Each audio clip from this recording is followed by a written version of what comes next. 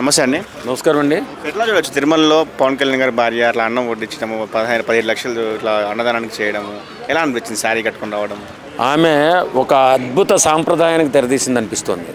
నిజంగా ఆమె చేసినటువంటి ఈ కార్యక్రమం, తన బిడ్డ ఆపదలో ఉంటే తండ్రి నా బిడ్డని ఎలాంటి ఆపద లేకుండా కాపాడు అని నీకు మొక్కుకున్న సందర్భంగా ఈరోజు అన్నా లెజినోవా గారు డిక్లరేషన్ ఫారం మీద సంతకం పెట్టి క్రిస్టియన్ అయినా హిందూ సాంప్రదాయాన్ని పాటించి పూర్తిగా తలనీలా సమర్పించి అన్నదానం కొరకు 17 లక్షల రూపాయలు కూడా ఇచ్చినటువంటి మహాసాధ్వి ఎవరన్నా ఉన్నారంటే నిజంగా ఆమెను చాలా వేణోళ్ళ పొగడాల.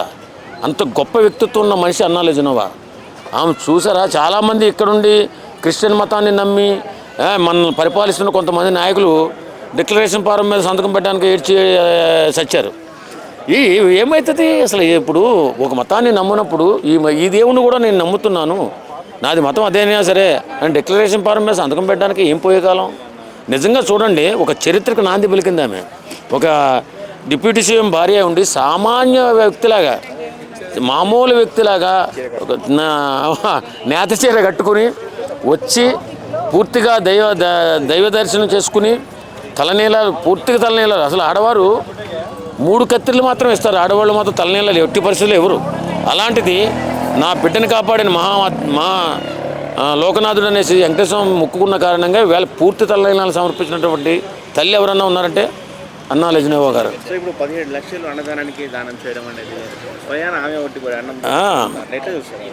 చాలా హ్యాపీగా అనిపించిందండి. ఎందుకంటే నేను ఇప్పటివరకు పవన్ కళ్యాణ్ గారే మంచివాడు అనుకున్నాను. తనని మించిన మంచిదనం ఇక్కడ ఉందన్న సంగతి ఇప్పటి వరకు గుర్తించలేకపోయాం వాస్తవంగా. నిజంగా ఆమెకు చేతులు ఇచ్చి నమస్కారం పెట్టాలండి. ఒక అద్భుత ఘట్టానికి శ్రీకారం చుట్టింది. ఎక్కడ ఏ దేశంలో పుట్టి ఏ దేశంలో పెరిగి ఇక్కడికి వచ్చి మన సాంప్రదాయాన్ని ఈ రకంగా ఆచరించినందుకు ఆమెను మాత్రం వేణోళ్ళు పొగడాలి. నిజంగా చెప్పాలంటే మనం అందరం పొగడాలి. ఎందుకంటే చాలామంది ఏంటి ఈ ధర్మం ఏంటి, వీళ్ళు 10 మంది దేవుళ్ళు పూజిస్తారు, 100 మంది 1000 మంది దేవుళ్ళని పూజించినా మనకు ఒక ధర్మం, అందరి దేవుళ్ళ ధర్మం ఒకటే, సనాతన ధర్మం. సనాతన ధర్మం అంటే ఏంటి?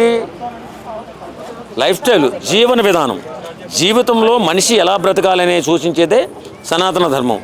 పొద్దున్నే ఎన్ని గంటలు లెగాలి, ఎన్ని గంటలకి కాలకృత్యాలు తీర్చుకోవాలి, ఎన్ని గంటలకి స్నానం ఆచరించాలి, ఎన్ని గంటలకి మనం దైవ ప్రార్థన చేసుకుని మనం పనికి వెళ్ళాలి అనేది నేర్పేదే సనాతన ధర్మం. దైవ ప్రార్థన చేసుకోవడం అంటే వాళ్ళు ఏమనుకుంటున్నారంటే ఇక వాళ్ళ దేవుడిని పొగడమంటున్నారు అనుకుంటున్నారు.